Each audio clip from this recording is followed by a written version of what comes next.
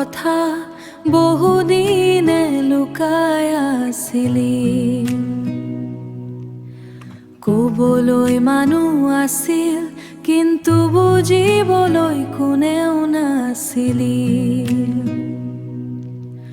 মই হাঁহিছিলো সকলোৰে আগত, কিন্তু মোৰ মনটো নীৰৱে কান্দি আছিল। মনৰ কথা,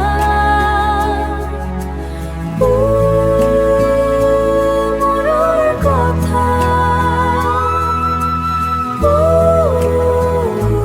মনৰ কথা।